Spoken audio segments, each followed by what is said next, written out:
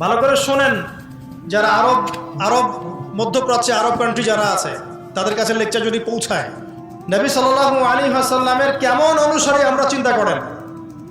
নবী সাল্লাল্লাহু আলাইহি ওয়াসাল্লাম মদিনায় ছিলেন মোটামুটি 10 বছর। এই 10 বছরে প্রথম ইহুদি গোত্র বনু কাইনুকা, তাদের সাথে আল্লাহর নবী সশস্ত্র যুদ্ধ করেছেন, করে তাদেরকে এই মদিনা থেকে বের করে দিয়েছেন। আমাদের নবীর সুন্নাহ এটা। আমরা কত উত্তম অনুসারী চিন্তা করেন।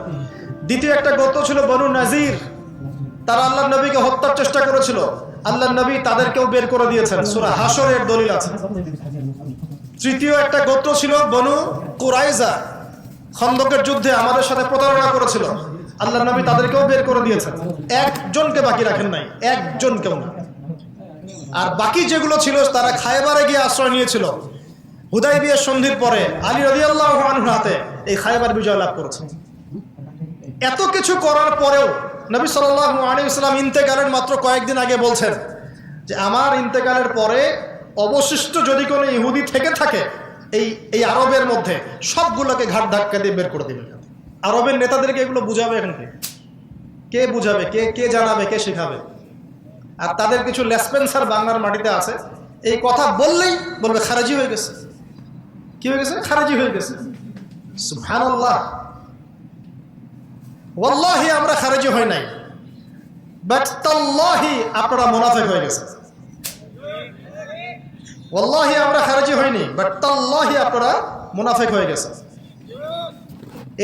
এই বক্তব্যগুলো নিয়ে আর এই ঈমান আকীদা নিয়ে কবরে যায় না। আল্লাহর ওয়াস্তে দোহাই লাগে।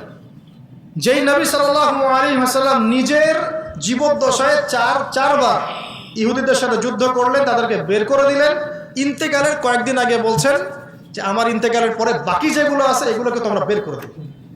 আর এটা বাস্তবায়ন করলেন কে? উমর ইবনুল খাত্তাব। একটা একটা করে ধরে ধরে ধরে ধরে তাদেরকে এখান থেকে বের করে দেওয়া। এরপর তারা সারা দুনিয়া উদ্বাস্তুর মতো থাকতে লাগলো। এখানে 10 জন, ওখানে 20 জন, ওখানে 100 জন, ওখানে 100 জন। তাদের কোনো জায়গা ছিল না। এরা কারা? এরা কিন্তু আগে ছিল বনু ইসরাঈল। ওই দাউদ আলাইহিস সালামের স্বর্ণযুগ থেকে সুলাইমান আলাইহিস সালামের স্বর্ণযুগ, তারপরে আল্লাহর আদেশ অমান্য করা, দাসত্বের জীবন, সেখান থেকে আবার আল্লাহ পাক নিয়ে আসলেন এখানে, সেখান থেকে মদিনায় আল্লাহর নবীকে চিনল না। একদিকে ঈসা আলাইহিস সালামকে অস্বীকার করলো, একদিকে নবী সাল্লাল্লাহু আলাইহি সাল্লামকে অস্বীকার করলো, পুরোপুরি কাফের হয়ে গেল।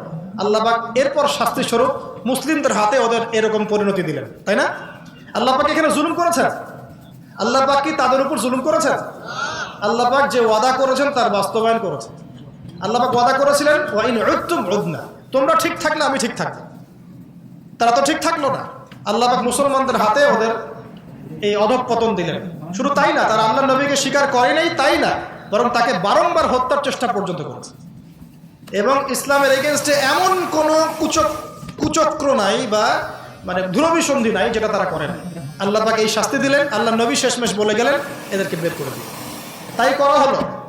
এবার এখান থেকে একটু বুঝুন, এটা শেষ অংশ বক্তব্যের, এটা ভালো করে বুঝুন। এই অবস্থা পর্যন্ত কি বুঝতে পারছেন? আচ্ছা, তাহলে আল্লাহর নবী সাল্লাল্লাহু আলাইহি ওয়াসাল্লামের যুগে এই অবস্থা যখন হলো, উমর রাদিয়াল্লাহু আনহু তাদেরকে বের করে ওই যে বাইতুল মুকাদ্দাস যে জায়গাটা ছিল, এটা মুসলমানরা আবার বিজয় লাভ করলো। সুবহানাল্লাহ। এবার বাইতুল মুকাদ্দাসে কারা আছে? বনু ইসরাঈল না মুসলিমরা? উম্মতে মুহাম্মাদি এখন আছে বাইতুল মুকাদ্দাসে। ওই যে আমরা ঢুকলাম বাইতুল মুকাদ্দাসে, এবার উম্মতে মুহাম্মাদি ঢুকলো। কার নেতৃত্বে? উমর রাদিয়াল্লাহু